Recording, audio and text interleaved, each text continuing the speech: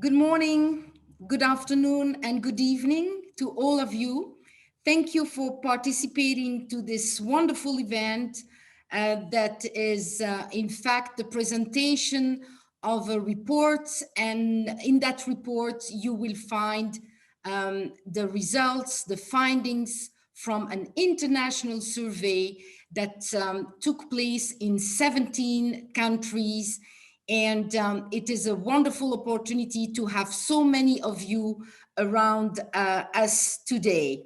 We will be together during 1 hour and 30 minutes.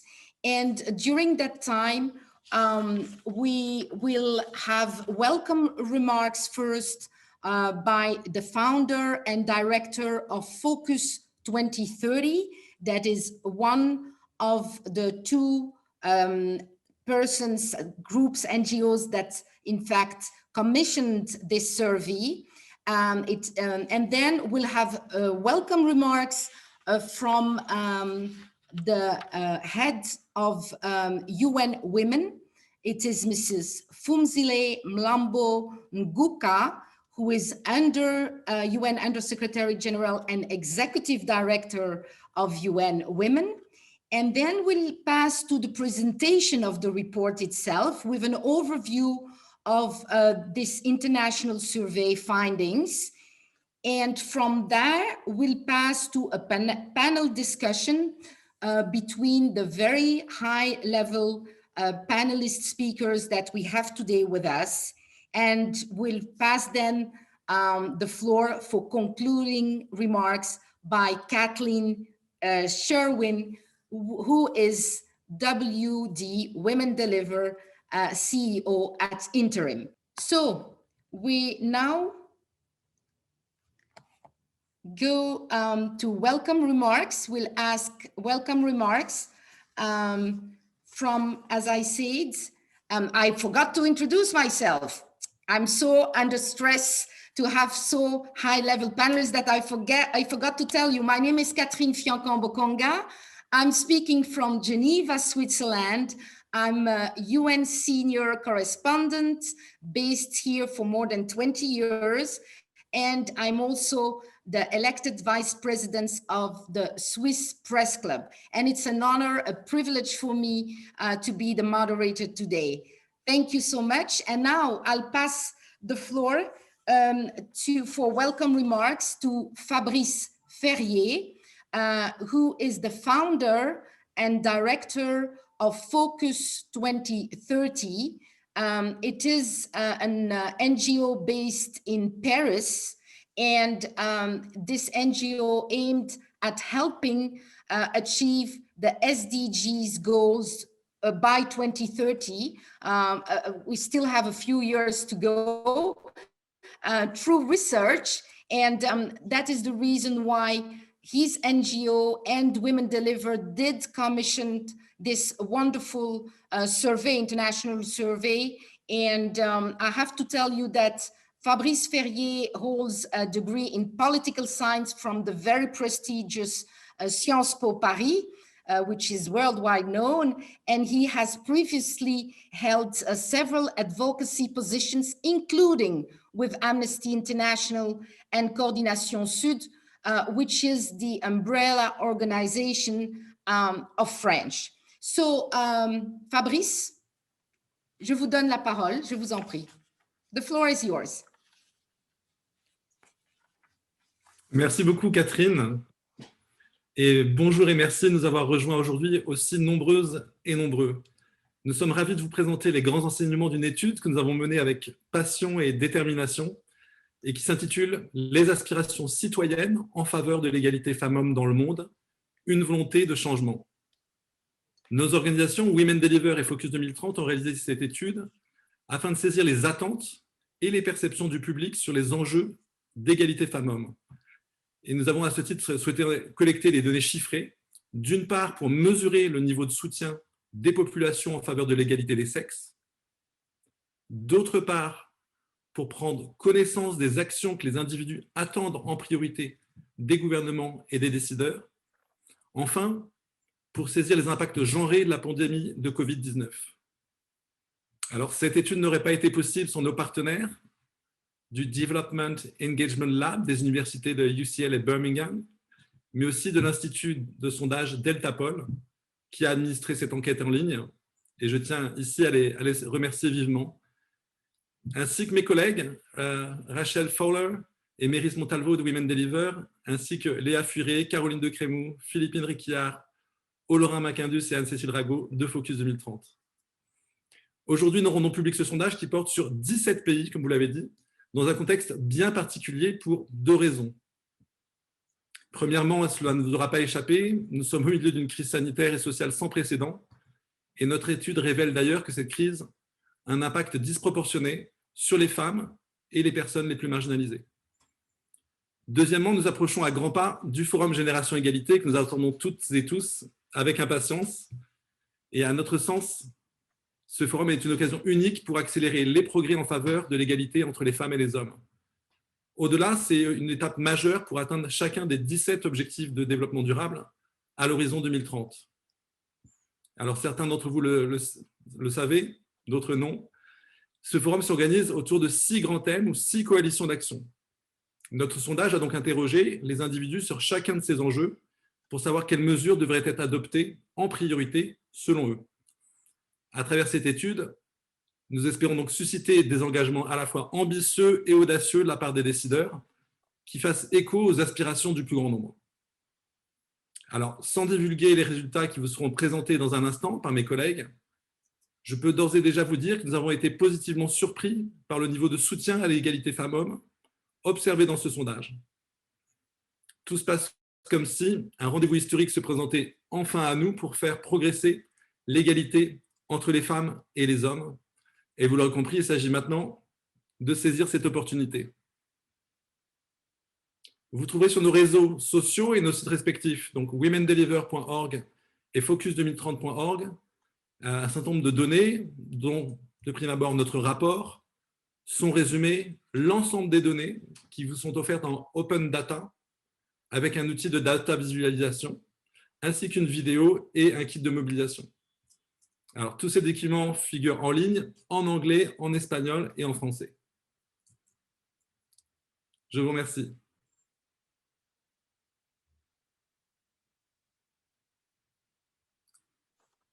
Thank you so much, Arnaud. Thank you so much, Arnaud, for these introductory remarks. So I now give the floor to, we have the honor to have with us today for welcoming remarks, Phumzile Mlambo Nguka, who's the Executive Director of UN Women, but she is also the United Nations Undersecretary here, in New York. Phumzile is very well known because of her advocacy, power, and actions. It is not new because through coalition and movement building among global leaders and public and private sector, and also with civil society, she's driving the role of women in leadership and ending discrimination and violence against women and girls. And we know that during this pandemic, it is something very important because we assist to a rise of domestic violence against women and girls. And Phumzile worked prior to joining UN Women, including serving in the Mandela government, and she is the founder of the Mlambo Foundation, which supports leadership and education. Phumzile, it's my great pleasure to give you the floor.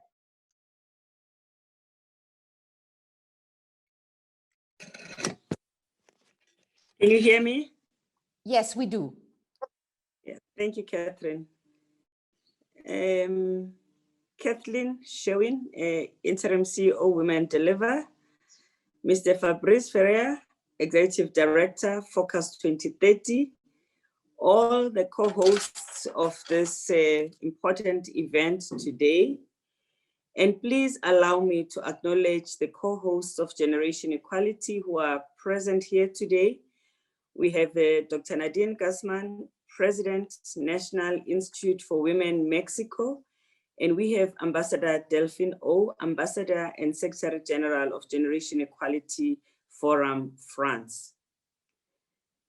2021 promises to be a milestone year for accelerating global progress on gender equality.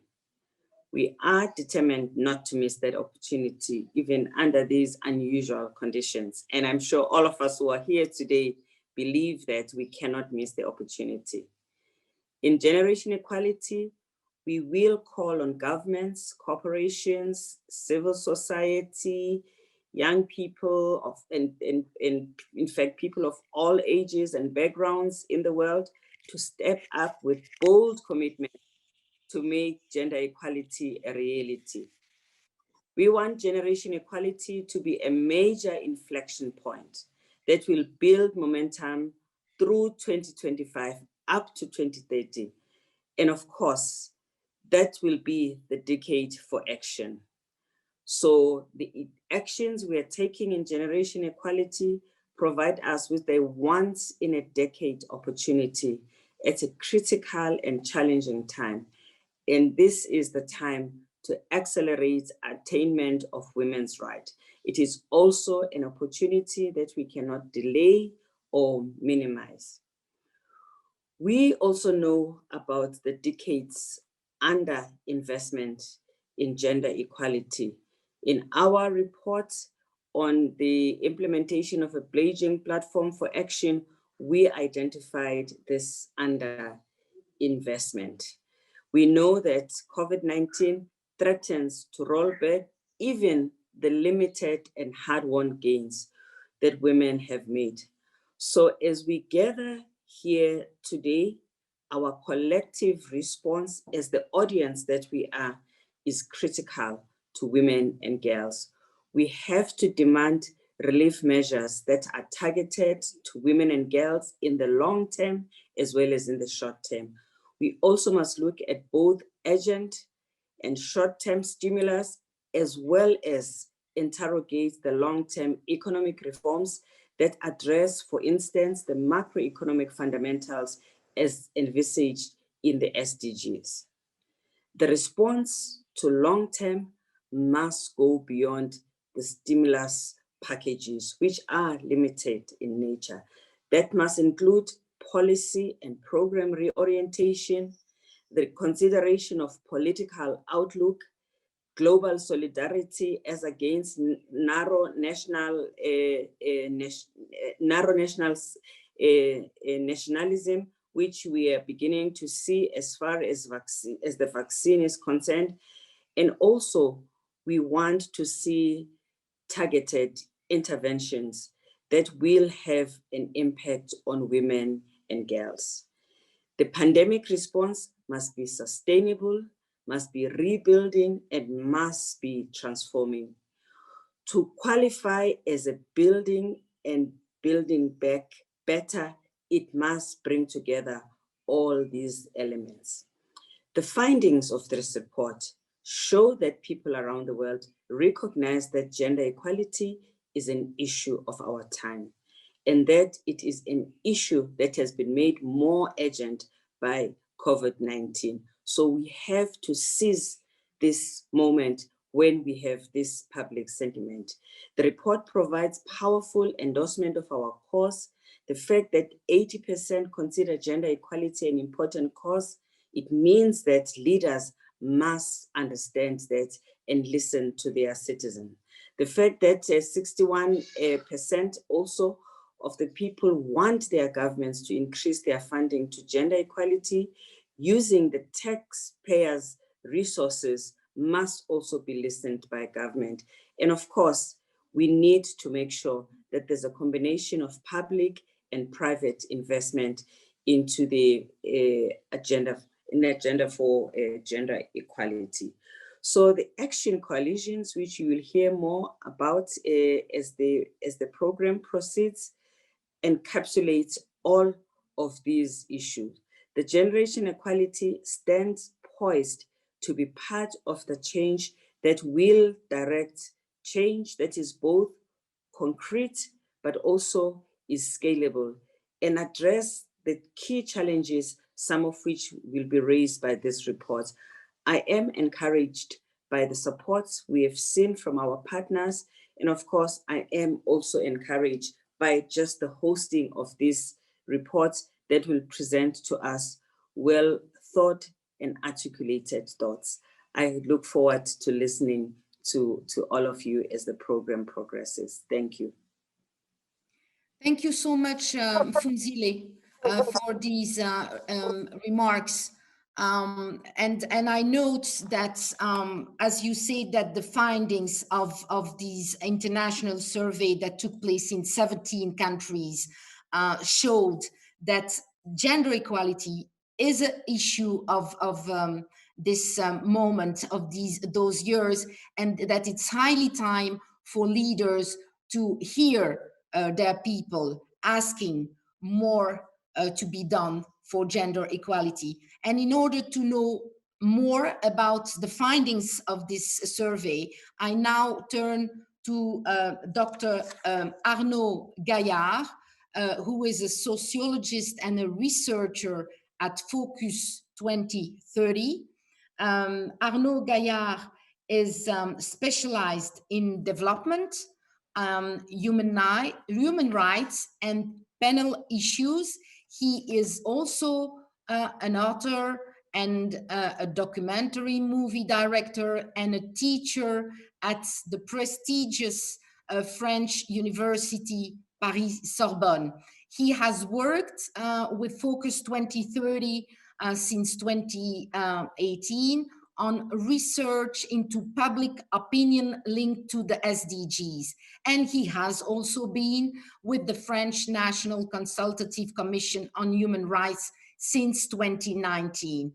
Arnaud represents, of course, Focus 2030, and we'll have also the pleasure to have Divya Matthew, that is also going to present the findings of this international survey.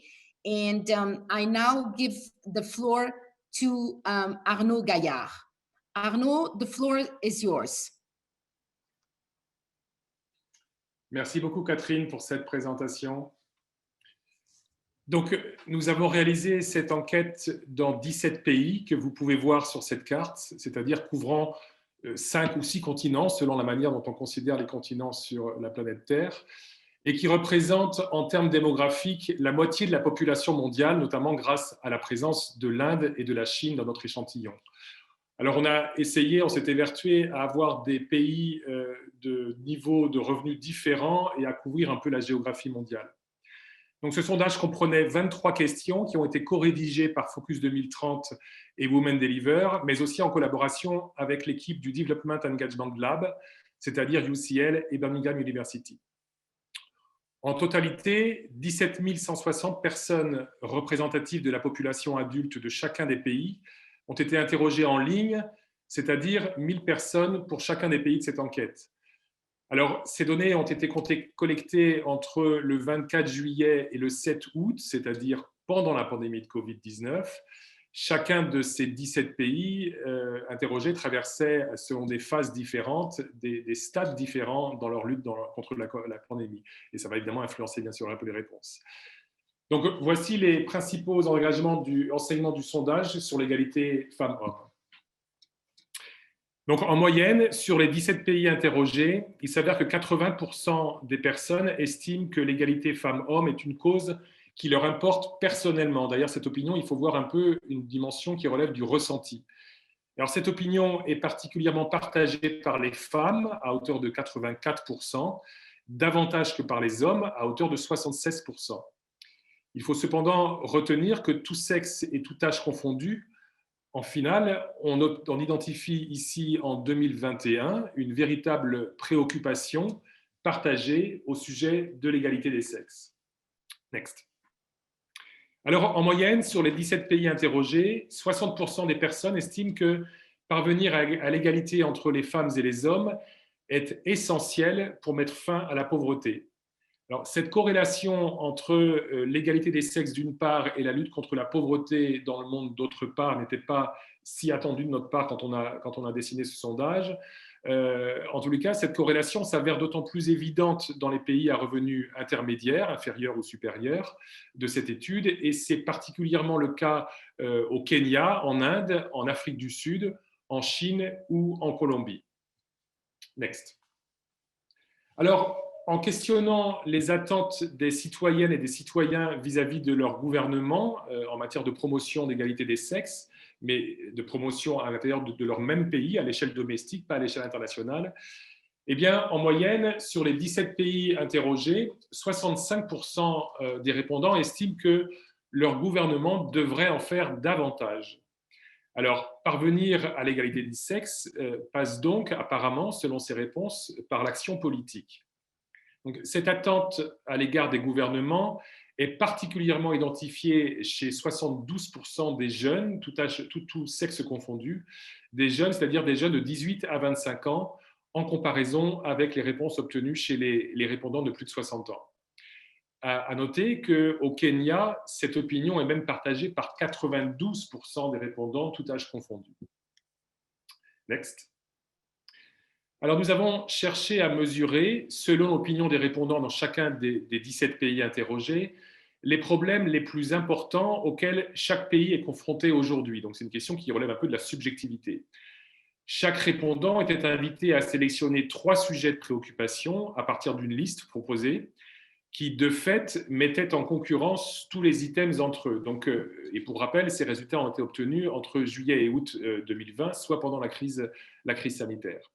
Donc, ce qu'on vous présente aujourd'hui, les résultats cumulés pour chacune des thématiques, nous montrent que l'économie et les pandémies arrivent en tête des préoccupations dans notre enquête, l'un étant d'ailleurs lié à l'autre. En 3e position, c'est la santé qui arrive, et c'est un enjeu qui est également étroitement lié à la pandémie de Covid.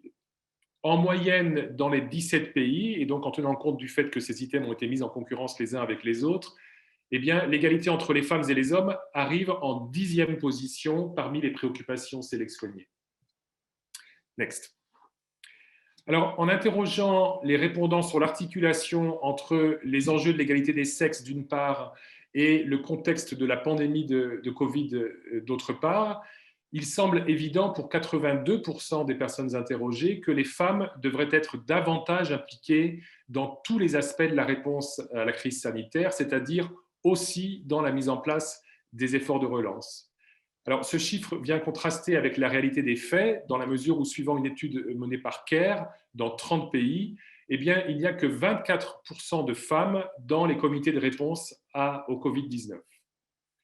À noter également que la crise sanitaire et le confinement ont entériné les inégalités entre les femmes et les hommes, dans la mesure où, dans cette enquête, 48% des femmes ont déclaré une augmentation de leur temps imparti aux tâches domestiques, c'est-à-dire incluant aussi l'éducation des enfants, contre 38% des hommes.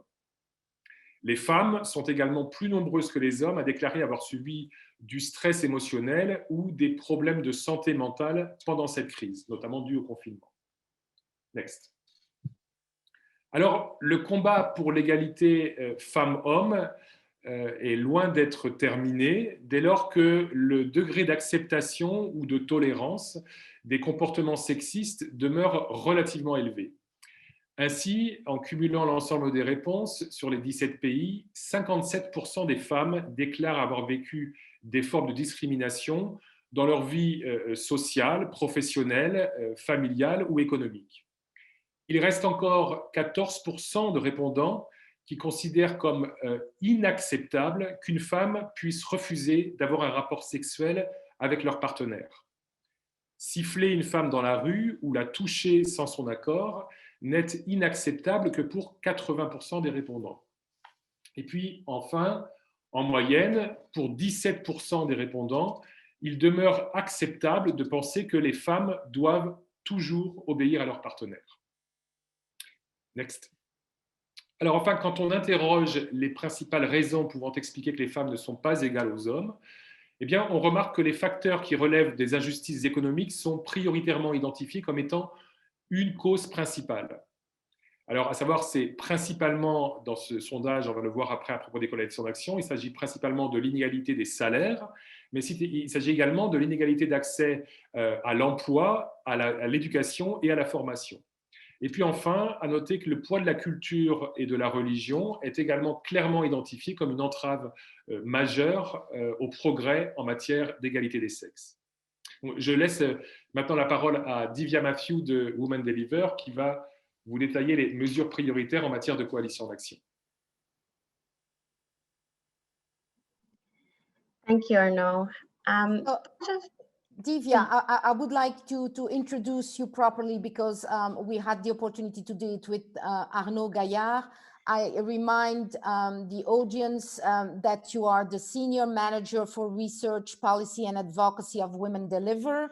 And you had an international career in international developments that includes prior roles with the United Nations Development Program, the Asian Development Bank, the Organization for Economic Cooperation and Development Assistance Committee, and the World Bank. And you hold a master in international relations and economics from also the very prestigious Johns Hopkins University. Please, Divya, the floor is yours for these findings of that international survey that took place in 17 countries. Thank you. Thank you, Catherine. Part of the uniqueness of this survey is that we also try to focus on solutions as it relates to the generation equality and the action coalitions. Just as a reminder, the action coalitions are intended to be mechanisms to establish multi-stakeholder partnerships for collective actions. We wanted to understand what concrete actions the public felt that their governments could prioritize in each of the 6 action coalition areas. These are listed on the slide.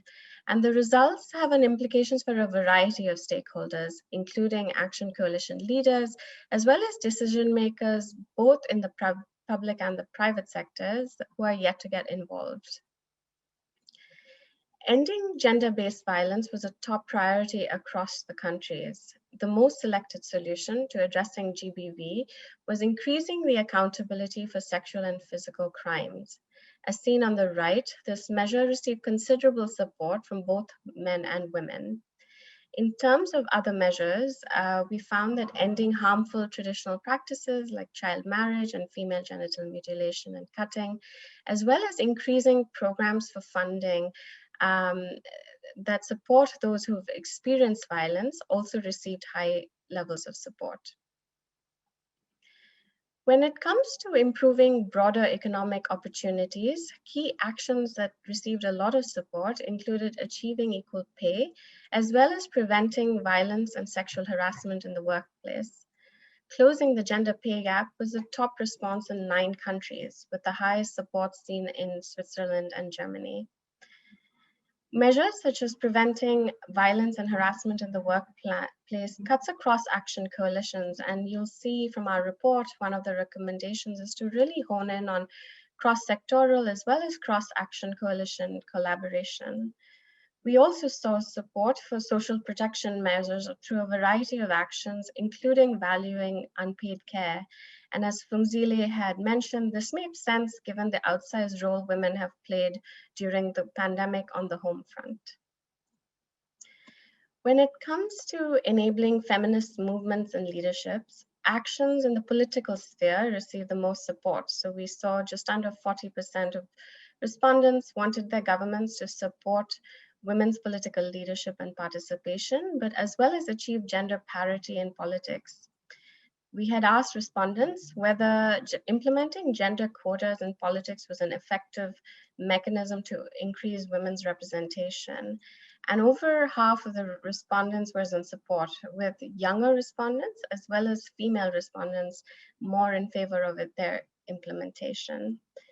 But we also found that women's representation extended beyond politics. So for example, just a third of the respondents were in support of achieving parity on boards of companies. Top priorities for government actions for bodily autonomy and sexual and reproductive health and rights, or SRHR, related to increasing access for sexual health information services. Those would include those related to sexually transmitted infection and HIV/AIDS. We also found a high degree of support for increasing access to accurate information. That would include comprehensive sexuality education in schools. Just under a third of respondents felt that the government should prioritize the needs of women from marginalized groups. So those would include women living with disabilities, ethnic minorities, LGBTQIA+ individuals, and refugees. These individuals encounter additional barriers to accessing SRHR-related services and information.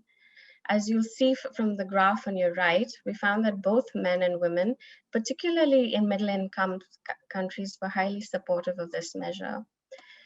What was also interesting to find was that young respondents, or those aged 18 through 24, were particularly supportive of SRHR, even though these issues remain taboo in some of the countries surveyed.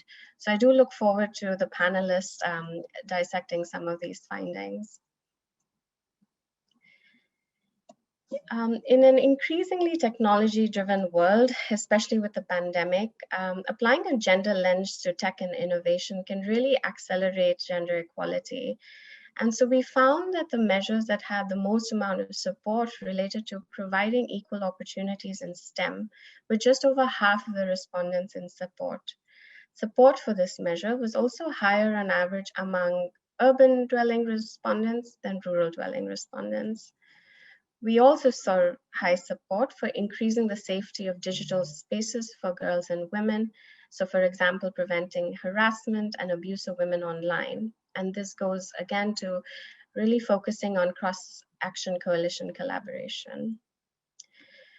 Rounding out the action coalitions when it comes to women and climate change, almost 1 in 2 respondents selected promoting and training of women in climate change related jobs. So this was the top action across 16 of the 17 countries. There is also significantly more support for this measure in middle income countries as opposed to high income countries. In terms of other measures, increasing girls and women's participation in the development of climate change solution received an average of 43% in support.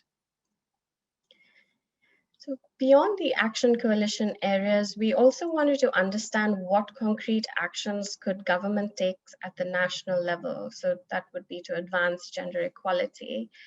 And almost half of the respondents were keen for their governments to reform laws, so to advance gender equality, but also end discrimination against women.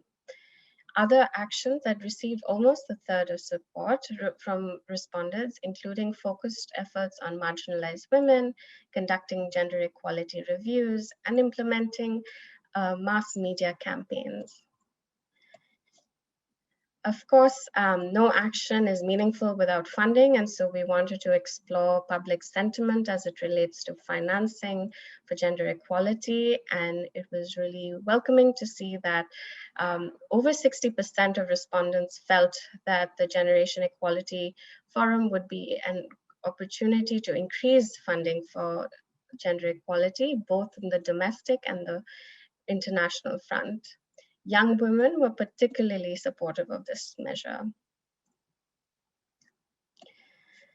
So to conclude, gender equality matters, and it's more important now than ever as we go through the pandemic. Citizens want actions across the political, social, and economic spheres, from reforming laws to increasing funding for gender equality.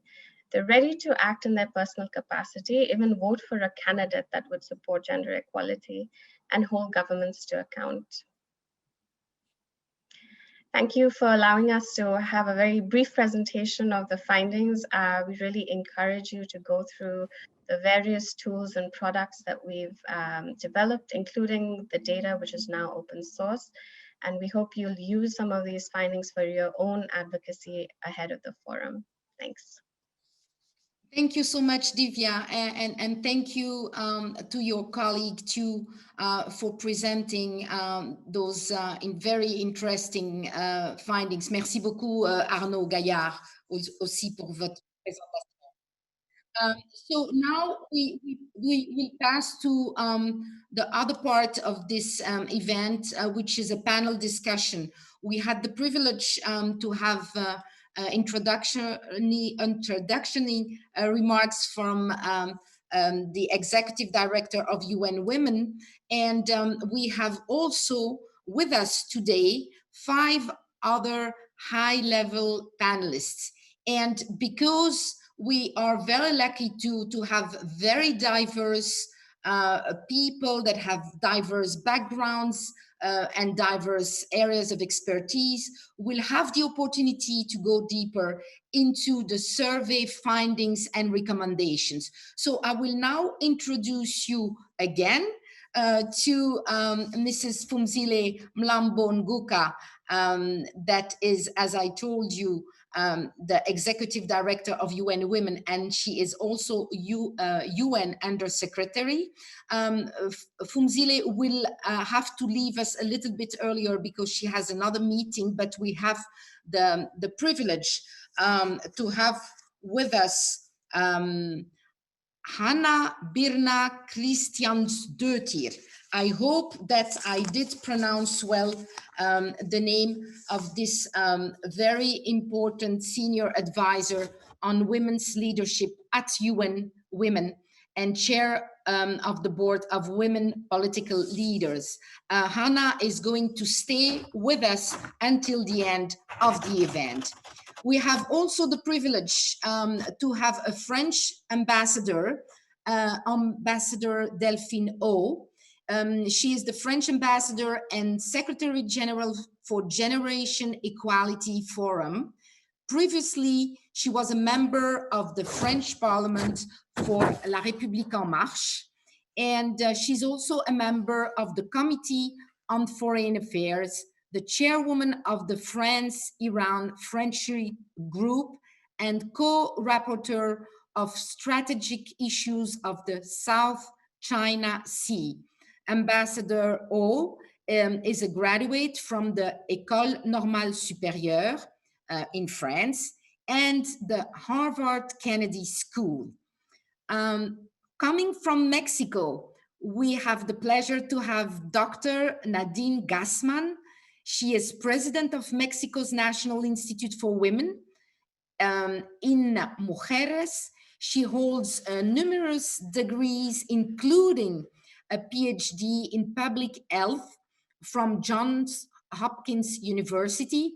Dr. Gassman has an extensive experience working in Mexico and abroad in public policies and programs for gender equality, the prevention of violence against women, and women's economic and political empowerment. She has led participatory and inclusive processes for the empowerment of women and innovative initiatives with gender, human rights, and intercultural perspective. We have also the pleasure to have an African leader with us, Wangechi Wachira from Kenya. She's the executive director of the Center for Rights, Education and Awareness, and that is pronounced CREAW, C-R-E-A-W.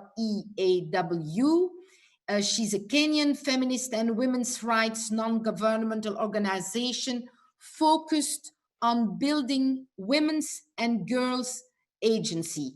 Prior to CREAW, Wangechi worked at the NGO Council of Kenya, coordinating activities and pro-poor processes, and she holds a master in gender and development from the University of Nairobi in Kenya. And a man, we have also a gentleman with us, Shwaib Al-Hajjaj is from Tunisia, northern part of Africa, and he's a Women Deliver Young Leader from the 2020 class.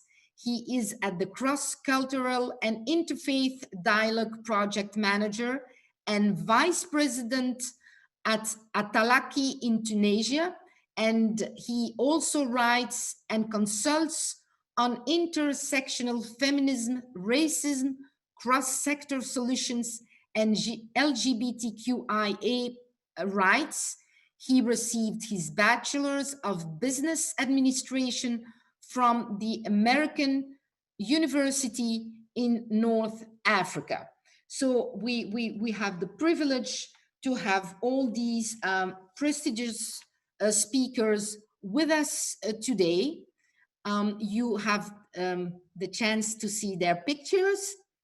And I will directly turn to Mfumzile for the first question. As she, okay, I see that Mfumzile already had to leave because we're running a bit late. So I will turn to Ambassador O, Delphine, Ambassadeur O, Madame l'ambassadrice, bienvenue avec nous. Donc, I'll ask you, is Ambassador O connected? Can we maybe have her picture? Yes, I'm here. Yes, okay. Bonjour, Madame l'ambassadrice. J'espère que vous allez bien. So, I'll ask you the question in English. We know that the realization of girls' and women's sexual and reproductive health and rights is a critical component for achieving gender equality. And as we begin now our deep dive into some of the topics that were mentioned before, and as we mentioned it also, the survey took place in 17 countries. So it's interesting now to see a bit more in depth the findings from the report. And can you talk a bit about some of the survey findings on the sexual reproductive health and rights, and what stood out to you as interesting, both in France and also on a global level? The floor is yours. Thank you very much. So first of all, thank you very much to Women Deliver and Focus 2030 for conducting this very important survey. It gives us an overview of what people's perception are about gender equality. But for us, I'm talking about my dear Mfumzile and Hannah and Dr. Nadine Gassman from the Generation Equality Forum. It's also extremely useful to understand how our work is grounded in real life preoccupations, and also to orientate and give us guidelines as to where we want to be going with the Generation Equality Forum. So I've looked at the numbers and the statistics of the survey concerning sexual and reproductive health and rights. It ranks among as the fourth priority among the different issues of gender equality, which is good. It's not the best, but it's still good. It's very hard to be ranking and differentiating between different priorities. I noted that in France and across the world, the three main measures that the people would like the governments to adopt related to SRHR are actually quite similar. The first one is access to sexual and reproductive health and rights. So in general, the second one is access to contraception and family planning services. The third one is having a real comprehensive sexuality education program at school. And in addition, I would add a fourth dimension, which is having the youth being engaged in claiming and designing and promoting their own SRHR rights. I think it's very much in line with what we're trying to do in the Action Coalition on SRHR, which is one of our 6 Action Coalition of the Generation Equality Forum.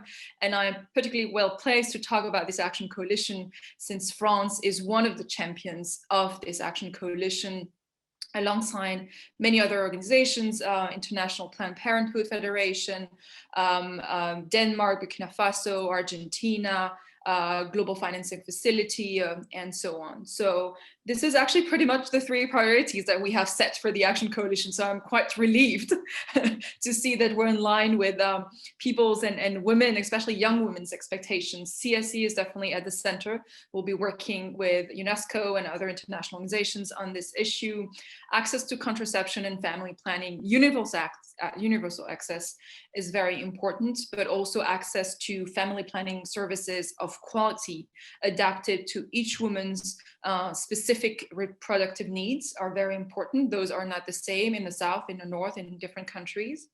And just in general, access to these rights, we need to do more at a time where there's a huge conservative backlash against gender equality, but I say more particularly against sexual and reproductive rights, because it touches on women's bodily autonomy, their decisions over their own body. And even though the latest news from Argentina, the legalization of abortion right before Christmas, was good news for us, we know that in the context of the forum, we're also heading against, I wouldn't say a wall, but many, many obstacles coming from many conservative governments and organizations that are trying to push back on these rights. So it's definitely, our 3 to 4 priorities are definitely aligned with those from the survey. Thank you very much.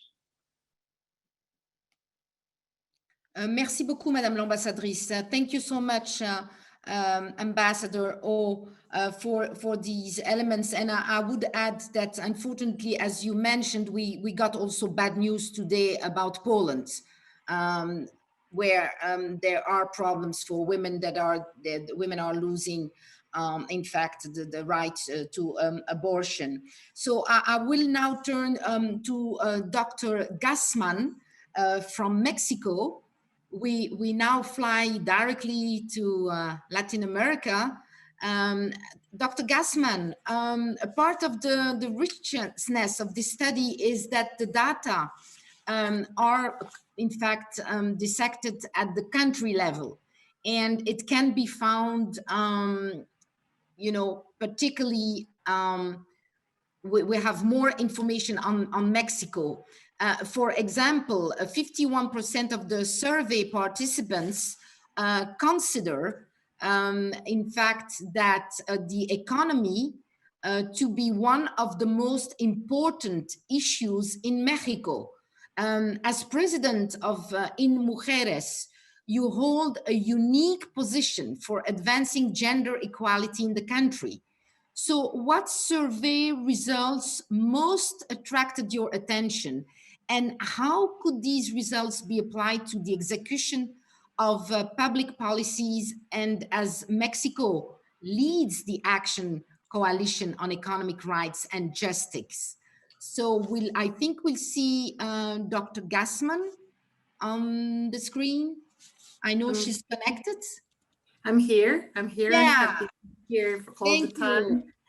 Muchísimas gracias. Realmente es un placer estar con ustedes, estar con mis colegas, y como bien lo dijo la embajadora Delfino, estos resultados son extremadamente relevantes y oportunos en este momento en que nos preparamos, y como nos hemos estado preparando durante todo este tiempo para el Foro Generación Igualdad, para su momento en México y después en París. Y en este sentido, los resultados de la encuesta realmente resuenan no solo a nivel global, pero también a nivel nacional, porque en México, el gobierno de México, el gobierno del presidente Andrés Manuel López Obrador, está liderando una transformación radical del sistema social y económico, como bien decía Pumzile al inicio, es lo que necesitamos. Y el elemento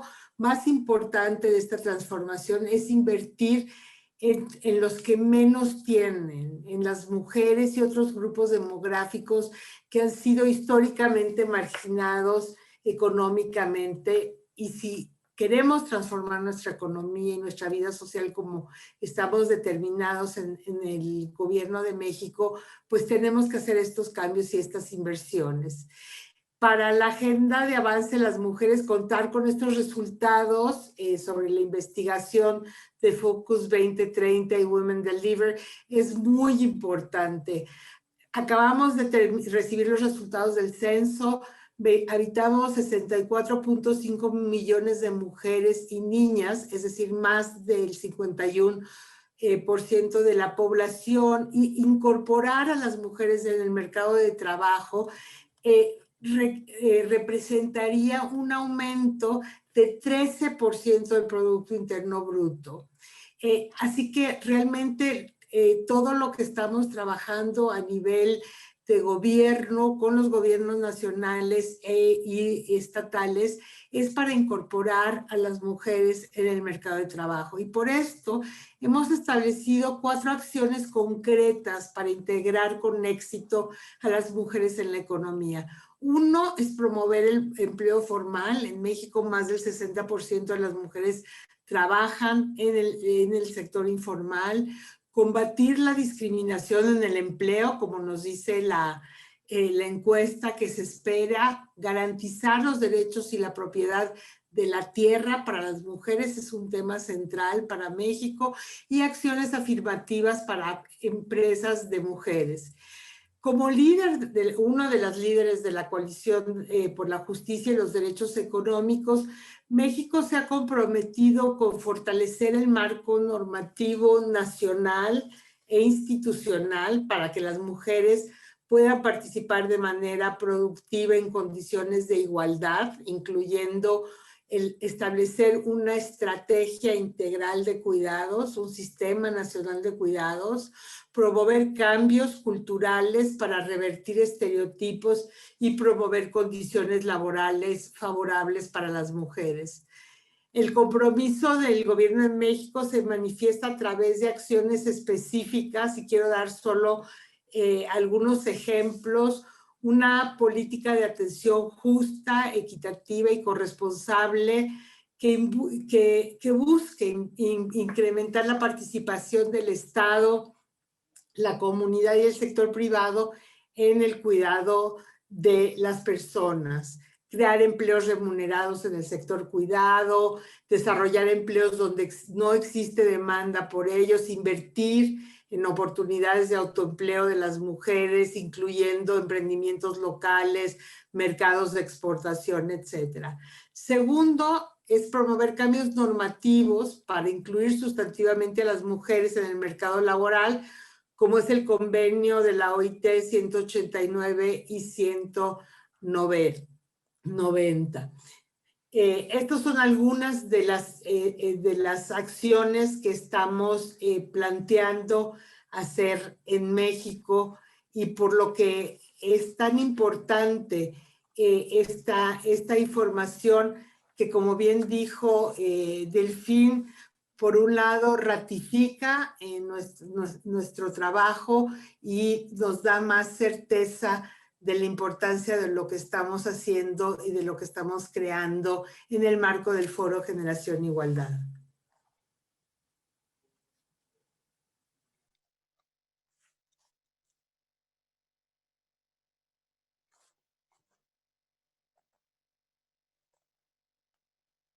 A ti, Catherine.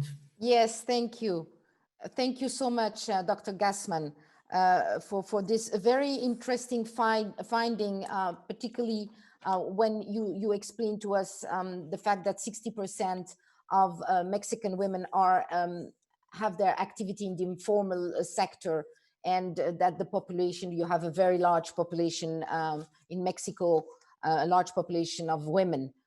It is very interesting. I now go fly to Africa, to East Africa. We go to Wangeshi in Kenya. I remind the audience that you are the executive director of CREW, and your civil society organization is in fact immersed in the lived realities of Kenyan girls and women, which are also reflected in these survey findings. And what could you tell us about the findings that you read in this survey? And that do you wish also to emphasize for decision makers to pay attention to as they consider policies and investments? Because we've heard previously also that 80% of the people that answered the questions of the survey wanted the leaders to be more active. Wangeshi, the floor is yours. Thank you. Good morning, good evening, and good afternoon. I'm very, very happy to join you. And for me, when I looked at the result of the study, that when you look at the correspondence in this, or the respondents in this study, is that 96% of the respondents were very clear in Kenya that gender equality work is important. This is compared to the group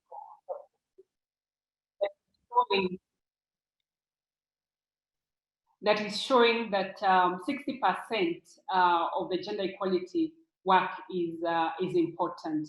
I think also for me, what also stood out, I have 4 things that stood out in this study, is that when you compare the inequality in terms of distribution of unpaid care, domestic and parental responsibility, is seen as a global obstacle for gender equality. Yet here in Kenya, it was very, very clear that religion and cultural practices, for example, female genital mutilation, early marriages, child marriages, continue to inhibit women and girls be able to achieve gender equality. And therefore, to our leaders, I think there is a very big investment that we need to go towards ensuring that we tackle issues of religion, we tackle issues of cultural practices that continue to inhibit women and girls be able to realize their full potential, and really for the country to be able to achieve gender equality. I think also for me, very, very important, what stood out for me is that countries can be able to put in legislation, can be able to put in the policy framework, but yet, if that country then does not put the various investment, if that country does not address issues of patriarchy, and that's a big challenge, it means that those laws continue to inhibit women and girls be able to realize their full potential. For example, here in Kenya, when we come to ensuring that we have the relevant laws, yes, Kenya, very, very good, ensuring that we have the laws, which is a good thing. But if those laws then are not supported in terms of ensuring they're implemented, ensuring that they have the financial investment, ensuring that they have the human investment, it will just remain laws that are seen at the national level, and therefore realizing gender equality then becomes a very, very big challenge.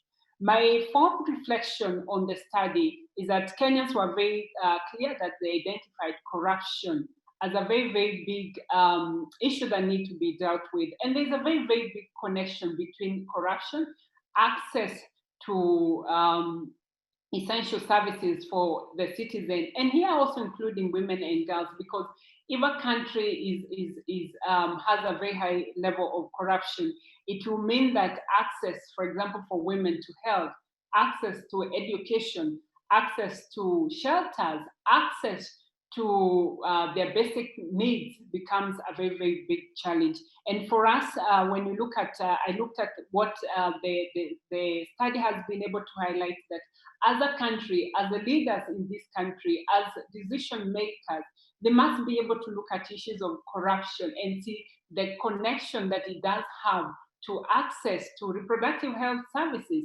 access to health for women and girls, access to education. And therefore, they have a very big responsibility to ensure that we tackle issues of corruption.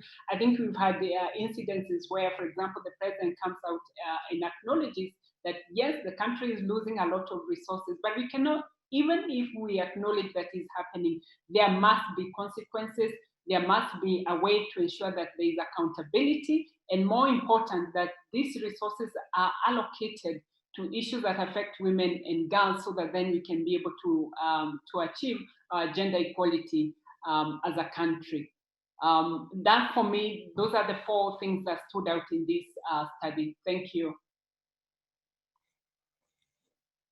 Thank you so much, Wangechi, for this very brief and interesting points that you mentioned. I know that you will soon have a presidential election in Kenya, if I recall well, in 2022.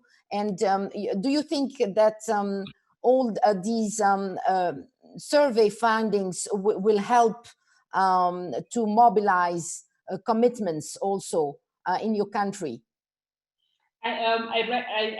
Rightfully, you have already indicated that, yes, in 2022, the country will be going to an election, an interesting period to be able to elect all the decision making. I think when you look at the study, I think, for example, it has been able to highlight issues of gender-based violence as a very, very key concern.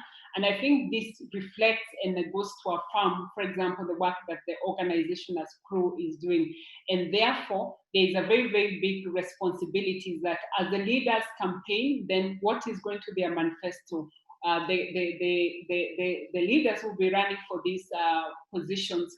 Kenya, for example, remains a country that has put in policy or has put in laws around ensuring that more women get into the leadership positions, and meaning that if we are going to achieve gender equality, it's very, very important to have women elected. It's important to have women nominated in the political parties, which are the vehicles then that will ensure that women get into the leadership positions.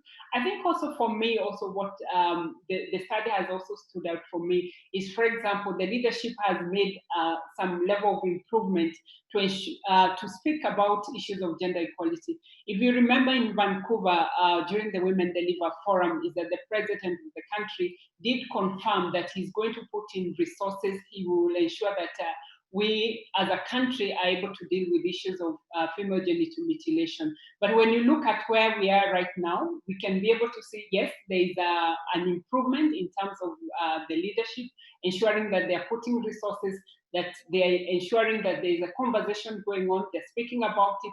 But we know that issues of cultural practices, for example, issues of female genital mutilation, we would want to see more leaders come out and denounce it.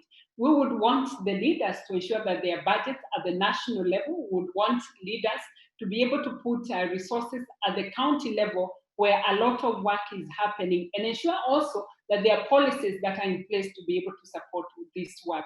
Kenya, for example, I would say we have no shelters that are run by the state, other than one county in the country, and therefore whoever is running as a president or other leadership position, then they must be able to have issues of women at the forefront to ensure that, for example, we have shelters that are supported by the state, we have women into leadership position, including Madam President. The country has enough women who can be able to run for these positions. There are women who can be able to run as the senators. There are women who can run as governors. We have women who can run as members of parliament. And therefore, I think the political parties have a very, very big responsibility as we go to the next election to be able to have women, not for them to just come and be numbers in political parties, but for them to hold positions where they're able to make decisions and be able to influence the kind of policies and progress that the country needs to go, because we are progressing and we are leaving one gender behind, and therefore this provides a strategic opportunity to ensure that as we go to the election, it's possible to have women fill those positions, be able to run and be able to then take the country forward. Thank you so much, Wangashi, for these very, very interesting elements, and it shows that Kenya is fully equipped with qualified and inspired women to run the country. I now turn to the gentleman that we have among the speakers. I'm speaking about Shweib. Shweib, as I told you before, is a Women Deliver young leader from Tunisia. Shweib, we are very happy to have you. And I'd like you to ask what stood out to you about the survey responses from Tunisia and from young people, both in your country and also in the others. What could you share with us about it? Well, thank you, Madam Catherine, and I'm really honored to be part of this panel and honorable members of this panel. I'm really happy to meet all of you. So hi everyone again, I'm Shweib Al-Hajjaji, and I'm a gender equality advocate, researcher in intersectional and interdisciplinary social justice studies, and a woman delivery leader from Tunisia. Actually, personally, I found the survey very insightful.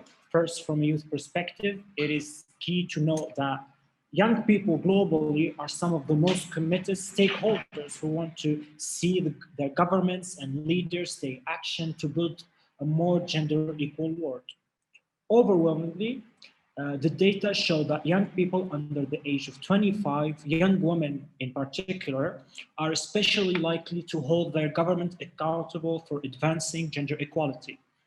And according to the survey, young women are the most likely to take personal action toward achieving gender equality and to call on their government to do the same. Indeed, 95% of young female respondents would be willing to take action to encourage policymakers to address gender equality. We young people make half of the world's population. We stand ready as partners to build that gender equal world.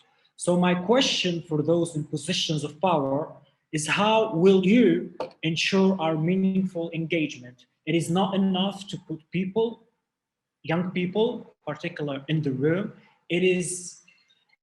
It's not enough to give us a seat at the table. We also ask you to honor our expertise and to provide us the resources to fill the seat effectively and to be your best partners. In terms of Tunisia, what stood out for me from the survey was, while the vast majority of respondents in my country declare that gender equality is important to them personally, 77%, more female respondents, 88%, than their male counterparts, 66%, viewed it as important. This demonstrates that the patriarchal perspective is well alive, and there is a lot of work to do to fill this gap. We can bridge this gap through thoughtful male engagement and education. This difference is even deeper when it comes to generations. This contrast is larger among female and male respondents aged 18 to 24. A difference of whopping 42 percentage points compared to those aged 45 and older, a difference of 33 percentage points. It is surprising and alarming to find the youth are more polarized on the topic. Change is coming.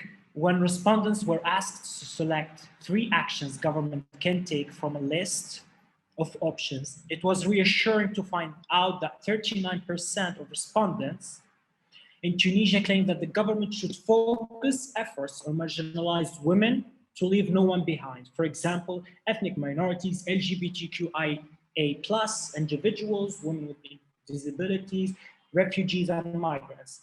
And that the most agreed upon reason for gender inequality is because of religion and culture that do not treat women and men as equal, 32%. This indicates a radical shift in how society is becoming more inclusive and are debating and dissecting subjects used to be considered taboo, like religion and culture. These results can help the development and implementation of public policies in Tunisia when it comes to minorities. As we see that social dementia is more open to this, such surveys have helped in the past encourage the government to introduce comprehensive sexual education in schools. Thank you again.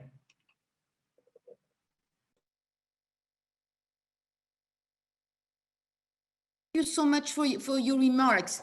By the way, it is very interesting what you said about Tunisia. But I would like now to turn to Hannah. I remind the audience that Fumzile, the executive director of UN Women, had to leave a little bit earlier. I know that some of the high-level speakers have a very heavy schedule and can't stay very long with us, but we are very lucky to have Hannah with us, that is a senior advisor at UN Women. And Hannah, I turn to you to ask you a question regarding about what Shwaib just shared with us. Do you think that, can you say more on how youth are being meaningfully engaged throughout the process, particularly about the Generation Equality Forum. Anna, the floor is yours. Thank you so much, and thanks to Women Deliver and Focus 2030 for allowing us to get to know the survey. I think that it's, as Ambassador Delfino and also Nadine Gassman, both of them and our partners all around the world will be mentioning in line with this survey, as is that we, of course, all around the table when it comes to generation equality, and youth is, of course, a vital partner there. We have been saying for a long time, the magic moment is coming. Generation equality will be that magic moment when the generation join forces in order for gender equality to be progressed. And I think what we can see via this survey is that, and it's always a good thing to say, I think we were right. I mean, it seems to be that the world is ready for this, that the world feels that progress has not been enough, and the commitments should not only be via political statements and promises around gender equality, that we need to move into actions. And that is, of course, what Generation Equality Forum is all about.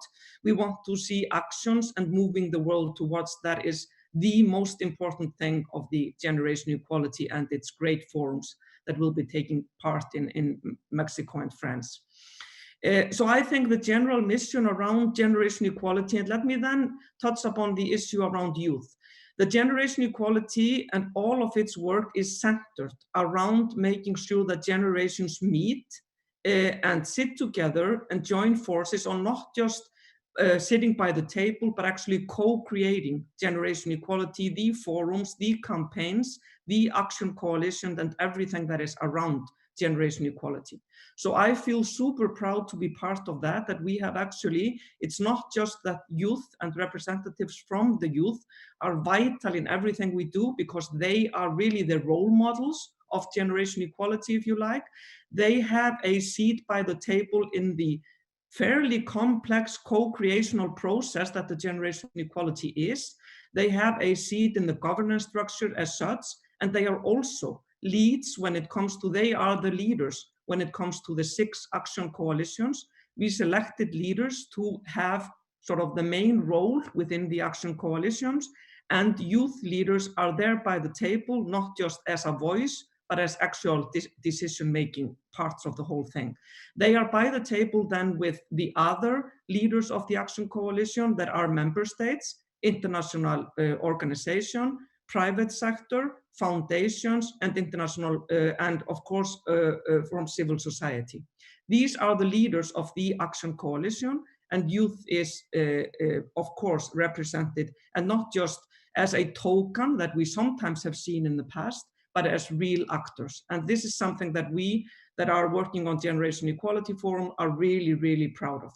So, and in the end, what I would like to say, because I know we are short on time, what I think is really important here for the success of the Generation Equality Forums and the campaign and the action coalitions that will be working with the world for the coming 5 years is that the excuse of the world not being ready to act upon gender equality cannot be used anymore. It's obvious from this survey that not only the world is ready, the world is demanding that we act on gender equality. And this is why I'm really, really happy to see the results and see that they marry what we are doing with our great partners for Generation Equality Forum. So this day and this seeing of the findings really makes us super positive about the road ahead.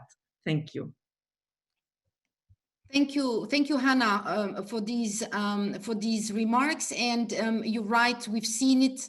The world is asking for gender equality, and we've seen also with the testimony of Wangeshi and Schwab how important it is to have also the youth with us. It's important to have the participation and the advocacy made by young people in their countries. So I told you at the beginning that the survey was made, it was an international survey made in 17 countries.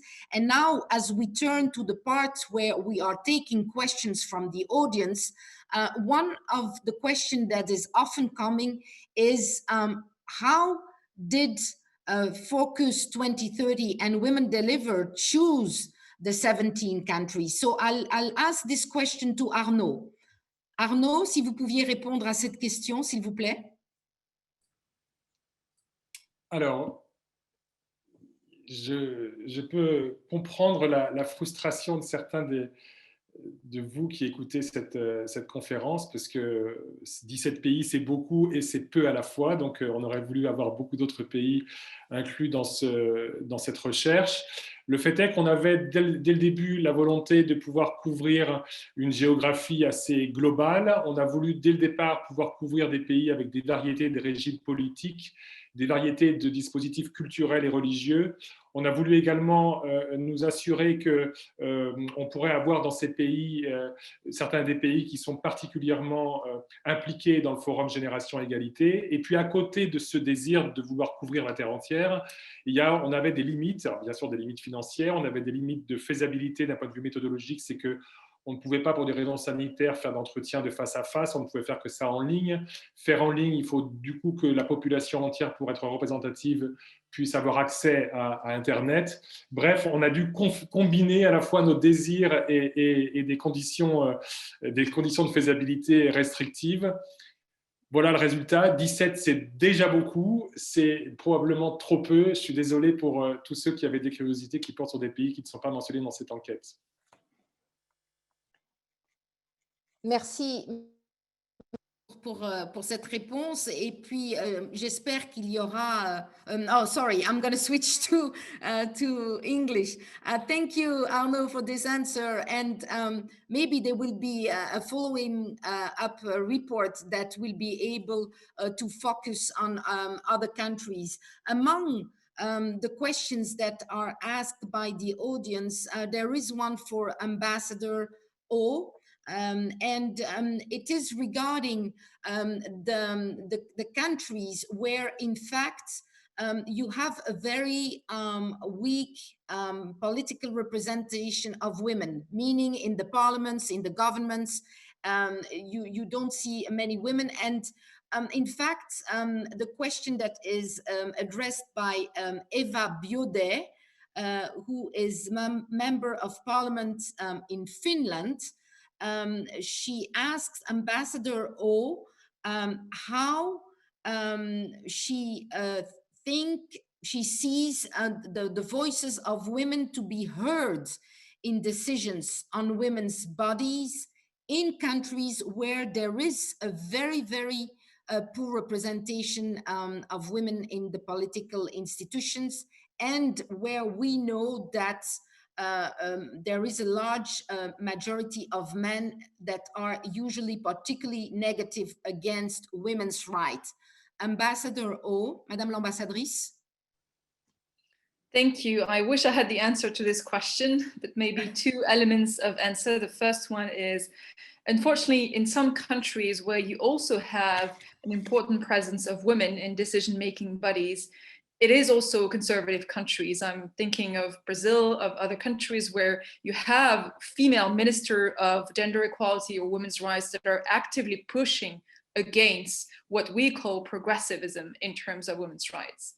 First remark. The second remark is, how do you increase women's participation at the decision-making level?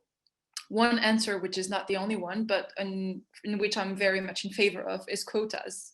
So it's been proved and again that once you have at least a threshold of 30% of women in any kind of decision-making body, in parliament, in ministries, in company boards, any kind of high-level management decision-making body, then you actually switch you don't switch the entire dynamic, but you can change the dynamic, and you can actually weigh in very much on the decisions being made. So that's why we're very much in favor of quotas, and we have put quotas in decision-making level in the public and private sector in France, and we're trying to expand them. Thank you, Ambassador O. And you're right, and we've seen in the management of the COVID-19 pandemic that countries that are led by women handle better the pandemic than other countries. And I have another question here that is addressed to Dr. Gassman. What are the plans for Mexico, GEF, and how can the Mexico Forum be used? How can the forum be used by Mexico? The findings of the survey, how can Mexico use them? Well, thank you. This is a fantastic question to invite everybody to the Mexico Forum, where that, as you know, will take place virtually between March 29 and March 31st. And there we will have a space to discuss both in terms of generating a feminist strategy for change, developing the blueprints for the Action Coalition. As we had said, these results, Hannah said it, reflect what we have been thinking and what we know. And I think this information will be very useful both in the thematic discussions and in the discussion of the Action Coalition, but also as a very strong message for the group of gender progressive allied states that we are promoting in the context of generation equality, as well as the Compact for Women, Peace and Security and Humanitarian Action. So I think we are gathering information, experiences, the discussions, and this survey is really right and brings something that Hannah also says in terms of co-creation. That's what people around the world say. And they're saying that what we are presenting as options, what we're discussing is extremely relevant, and we need to move forward with actions. We need to do what we say. We need to listen to women, to young people, and that's part of the information we will be using. Thank you. Thank you, Dr. Gassman. We still have a question for Shoaib. Shoaib, there's a question for you. What are the contributions that can be done by the youth in establishing gender equality? Thank you. I think I'll be just scratching the surface because there's no time, but I think the youth can play a huge role as part of grassroots movements. For example, in Tunisia, we have Ana Zeda and Falgatna, which are the equivalent movements of the Me Too and the anti-rape movement in Chile. These two grassroots movements have amplified the voice of the survivors of sexual harassment, gender-based violence, and it allowed people to know more about the issue and the importance of having the laws and having the testimonies of survivors which are pushing to change gender norms and eliminate discriminatory laws. Thank you. Thank you. Thank you. To be brief, Shoaib, I know that it is problematic, but we're running late. I'll have also a question for Hannah. Hannah, the audience is asking for the actions, coalitions, and commitments. How will the donor partner ensure equitable use of funds received and to make sure to include people living with disabilities, because we have tendency they've tendency to be forgotten. And how will equity be ensured? Please, Anna, the floor is yours. Thank you so much, and I'll be really, really short. I think that I would like to take this opportunity and also trying to answer the question on the action coalitions that I co-lead, to encourage all of you to take part in the generation equality process, because it's open to all. It's not an intergovernmental process as we know it. It's a co-creational process of member states, international organizations, civil society is centered there, youth organization, and the private sector. And this is why I mentioned in the beginning the magic moment of this being something that we haven't done before and something that will offer us opportunities. So I would just like to make sure that we are saying that we welcome everybody. It's not, the action coalitions are not just about the leaders that have been chosen to lead. They are about the commitment makers that we hope will be all around the world, in every sector and every part of the world. And I think the issue that you mentioned, and this is of course at the heart of everything we do, that is to leave no one behind. So I think all of our champions around the generation equality, all of the partners that we are working with are really, really focused on making sure that that doesn't happen and that we cater for all of these needs. So I think wonders can be done with the generation equality as such, because it's a new way of doing things. It's actually working together the whole spectrum, which takes time and takes effort, but it will hopefully create some solutions that we can all be super proud of. So in the end, from UN Women, I would kindly ask all of our great audiences to make sure that you join us in creating the generation equality and the road ahead. Thank you. Thank you so much, Hannah, for this very short answer. Now I turn to Wangeshi. Wangeshi, there is a question for you. I'll ask you please to be brief as we are running out of time. The question is the following one, coming from the audience. The main causes of GBV in the developing countries like Nepal is traditional harmful practices, lack of access to education, and economics empowerment.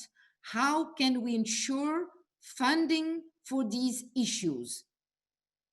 Thank you. I think for me, very, very direct. I think one is that we must be able to invest on programs that address gender-based violence or violence against women from a prevention, but also a responsive perspective. When I talk about a responsive perspective, is that one, we must be able to hold institutions that are able to hold accountable.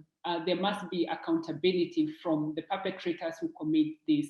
This means we must be able to have courts. We must be able to have all those institutions supported in terms of investment from government, so that access to justice becomes accessible. And in addition to this, is that we must also have shelters. We must also have counseling services that are available to the public, so that then they can be able to access these facilities.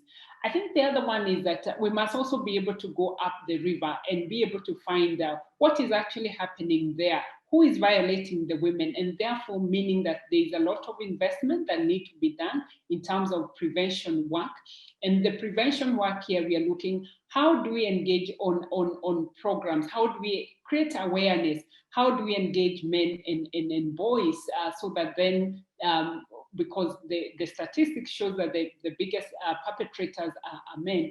I think also for me is also the economic empowerment of women. And when we talk about economic empowerment of women, is able to deal with issues of intimate partner violence, and therefore the women have choices. The women, if they're going violence, they can be able to live such a relationship and be able to start off their life, because without a financial independence, without economic empowerment, then it makes the women they depend, and therefore making it very difficult.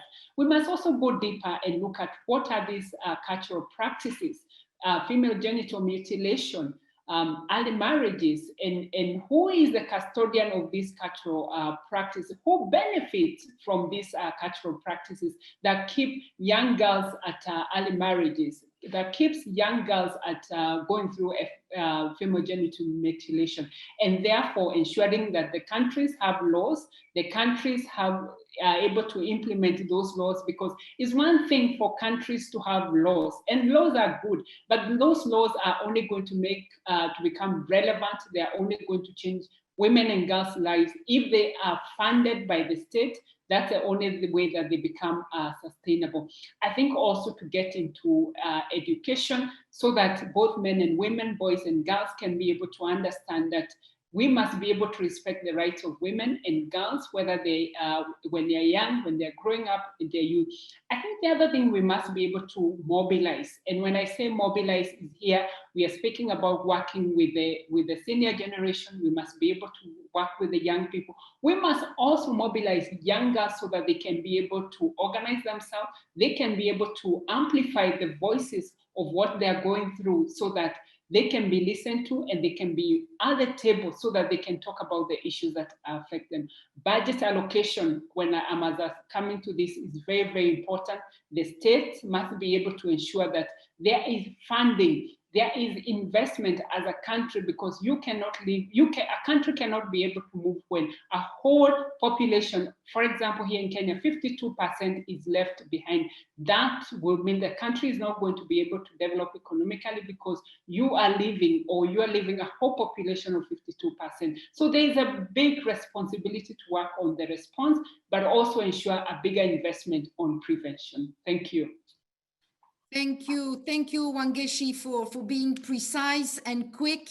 I know there are so many questions, still so many questions, and I really ask you to apologize and not being able to transmit all your questions to the high-level speakers we have today. We have to say that you are so many of you to follow us from more than 130 countries in the world. Thank you so much for this attendance. A big thank you to the panelists, to the speakers. And I now give the floor for the closing remarks to Kathleen Sherwin, who is the Women Deliver CEO at Interim. Kathleen, the floor is yours.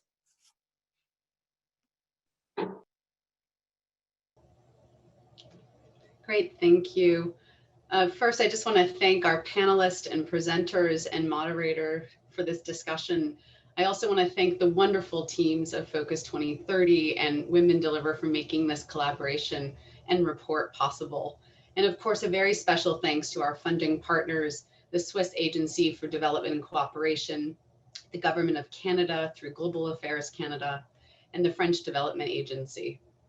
It is essential we respond to the most pressing needs of girls and women and deliver concrete results towards gender equality.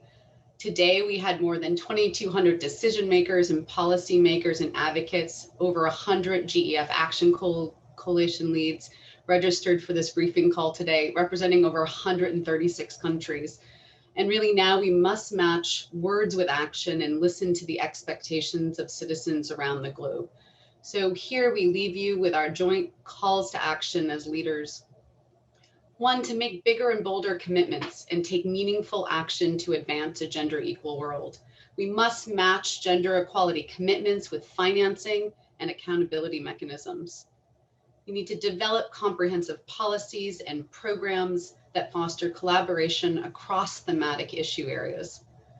We need to identify and address entrenched gender norms and practices that inhibit gender equality through advocacy and public communications campaigns. We must eliminate discriminatory laws and enact policies that respect and protect the health and rights of girls and women in all their diversity and drive gender equality. We need to prioritize and invest in gender disaggregated data collection and analysis to inform policies and ensure no one is left behind. We need to require COVID response and recovery plans have a gender lens and address overlapping inequalities such as race and poverty.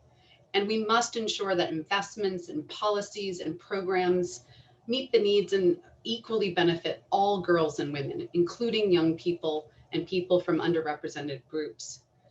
The Generational Equality Forum is a chance to break the patterns of exclusion that have left marginalized girls and women underrepresented and underserved. Those in positions of power, and today on this call, we asked to co-create policy solutions and programs and tools with young and underrepresented groups to ensure that they best fit their community needs and wants. As we wrap up our session today, we ask you to keep the survey findings and calls to action in mind as a clear signal that the world and its citizens are paying attention.